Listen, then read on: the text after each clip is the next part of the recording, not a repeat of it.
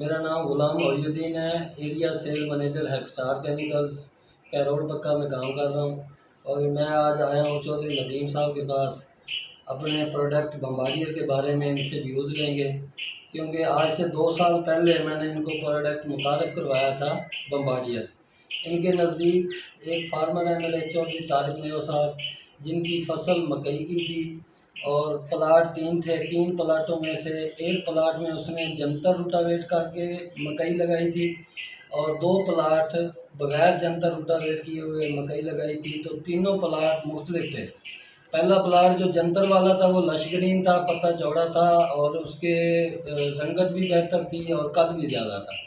अब उस चौधरी साहब की, तो चौधरी तारिक साहब की डिमांड थी कि मेरे 2 प्लाट भी जंतर वाले प्लाट की तरह लश ग्रीन भी हों, पत्ता भी चौड़ा हो और कद भी ज़्यादा उठे। तो मैंने मशवरा दिया उनको बम्बार्डियर का। उन्होंने पूछा कि बम्बार्डियर में क्या है, तो मैंने उनको बताया कि इसमें 16 किस्म के अमाइनो एसिड हैं और 7 बायोस्टिमुलेंट हैं। तो वो एग्री हो गए, लेकिन उन्होंने एक दूसरी कंपनी के अमाइनो एसिड के साथ मुकाबला किया। एक प्लाट के अंदर उन्होंने अदर कंपनी का, मल्टीनेशनल कंपनी का एक अमाइनो एसिड यूज़ किया और दूसरे प्लाट के अंदर बम्बार्डियर स्प्रे किया। Same dose, same variety, same खाद, सेम पानी, सेम डे की काश्त।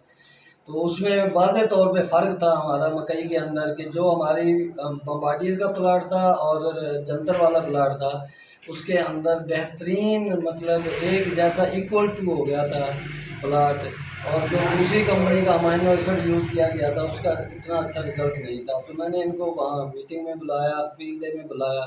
इन्होंने उसको देखा, मुतमईन हो गए। उसके बाद इनको मैंने अपनी, इनकी फसल तिलों की थी, उसके अंदर स्प्रे करवाया। तो फिर साहब, तिलों में जो आपने स्प्रे किया, क्या इसका रिज़ल्ट देखा आपने? मैंने इसे तिलों में स्प्रे किया था, जिसकी ग्रोथ रुकी हुई थी, जिसके फ्रूटिंग बहुत कम थी।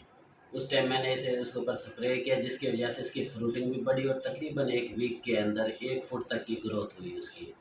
मैं इससे बड़ा मुतमईन हुआ और उसके बाद हर फसल के अंदर मैं इसे अप्लाई करता हूँ और इसके बहुत अच्छे रिज़ल्ट लेता हूँ। तो तिलों के अंदर जो साहब एक थोड़ी सी वजाहत करते हैं कि हमने तिलों में किया क्यों था। कि नीचे जड़ी बूटियों की बहुतायत थी और जड़ी बूटी इटसिट थी, जिसकी वजह से हम कोई केमिकली स्प्रे कर नहीं सकते थे। अगर हम खाद देते थे तो इटसिट उड़ती थी। खाद हमने उसको, तिलों को बिल्कुल नहीं दी। तो फोकस करके हमने लाइन टू लाइन स्प्रे किया तिलों के ऊपर, जिसकी वजह से इटसिट नीचे रह गई और तिल हमारे 1 हफ्ते के अंदर अंदर फुट, सवा फुट, 1.5 फुट की हद तक कद भी कर गए और फल भी साथ साथ लिया और फली का साइज भी बेहतर था। क्या ऐसा आपको? तिल की फसल सर मेरी बेड के ऊपर थी, हाँ जी। जिसकी वजह से अगर मैं उसे यूरिया या कोई नाइट्रोजन यूज़ नीचे करता, जिसकी वजह से वो होता ये है कि जड़ी बूटी उसे खाद को इस्तेमाल कर लेती। जी। मेरी तिल की में लगनी नहीं थी उसे, जिसकी वजह से मैंने इसे फोलियर के तौर पे स्प्रे किया, जिससे मुझे ग्रोथ भी उसकी मिली और उसमें फल भी बेहतरी आई उसके अंदर। पैदावार के कितनी आई उसके तिलों पैदावार में? तकरीबन आ गई थी, कोई 9-10 मन आ गई थी मेरी। माशाल्लाह, बहुत मेहरबानी सर, थैंक यू।